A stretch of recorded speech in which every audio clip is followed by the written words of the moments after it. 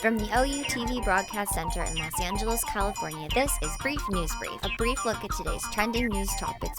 Proudly combating the thought police since 2016, here's your host, James Heaney. I'm James Heaney, and this is your Brief News Briefing. Well, it has finally happened.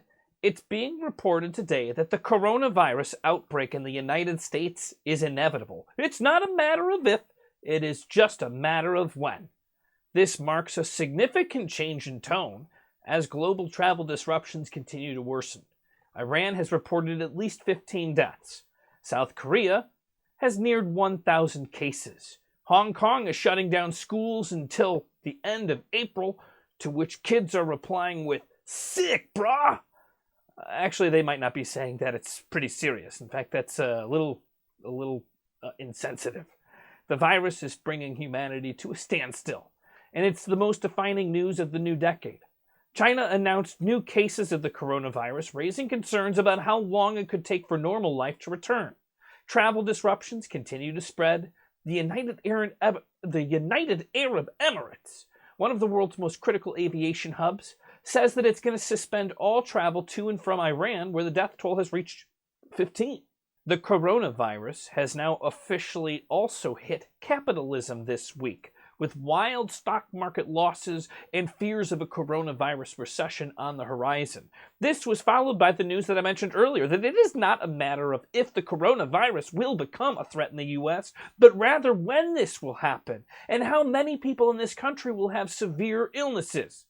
Democratic lawmakers are raising an alarm that the United States may be vastly unprepared for the possibility of the impending domestic coronavirus outbreak. The White House has requested that the Congress approve a $2.5 billion plan to combat the virus. And Schumer and Trump have now been butting heads on Twitter over their proposal. Well, I guess that's where government happens these days, is on Twitter. It includes dipping into a fund for Ebola preparedness.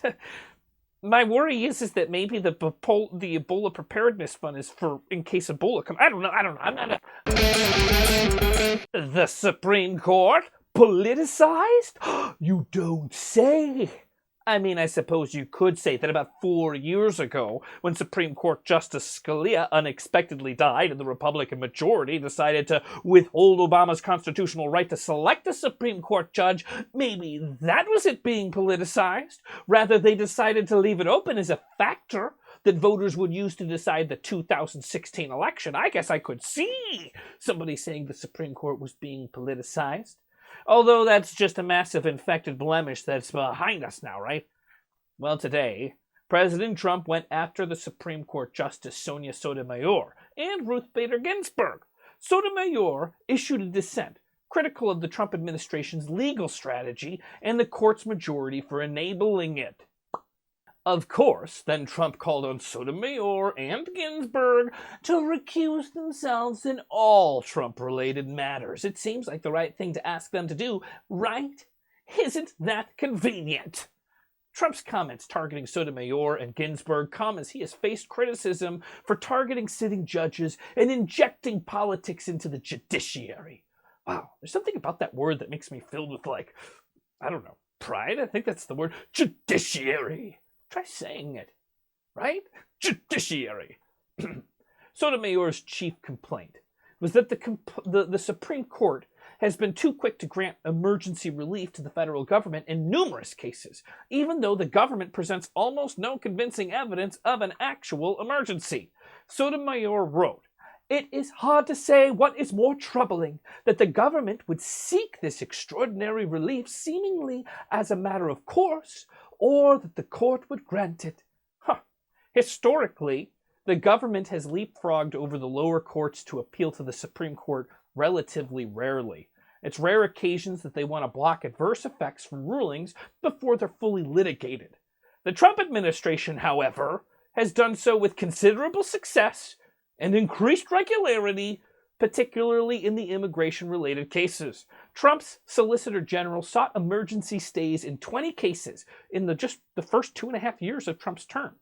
By comparison, in all 16 years of Barack Obama and George W. Bush administrations, the Solicitor General filed a total of 8 stay applications. Trump went to India this week and stood in support of Indian Prime Minister Narendra Modi. He commended him on working very hard on religious freedom. Yet he refused to discuss a controversial new citizenship law that sets off protests across the country, saying that this matter was actually really a matter up to India. Trump's visit comes amid the worst outbreak of communal violence in India's capital in decades. At least 13 people were killed in Delhi on Monday and Tuesday when clashes broke out between Hindus and Muslims in the northeastern part of the city. People threw stones, they set fires to buildings, and attacked journalists, with police unwilling or simply unable to intervene. The violence was triggered by a confrontation between Hindu supporters of the citizenship law and mostly Muslim opponents. Basically, a religious war is being sparked by Modi's moves to create a Hindu society in India and ban Muslims from being citizens. India is a Hindu-majority country but has the second largest population of Muslims in the world. Trump went ahead with his scheduled meetings, which took place about 10 miles from where the violence was unfolding. Trump was particularly enthusiastic about the rally held in India welcoming him there. Trump told reporters, "Somebody said it was the greatest greeting ever given to any head of state by anyone, anywhere, any ever." Okay, I'm sure it was. Newsman, get your news man. Come on, newsman, tell me the news. Tell me the news. Tell me the news.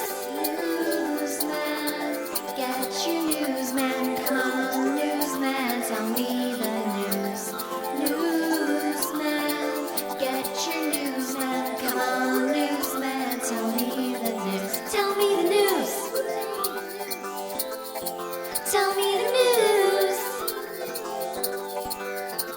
Newsman, get your newsman. Come on, newsman, tell me the news.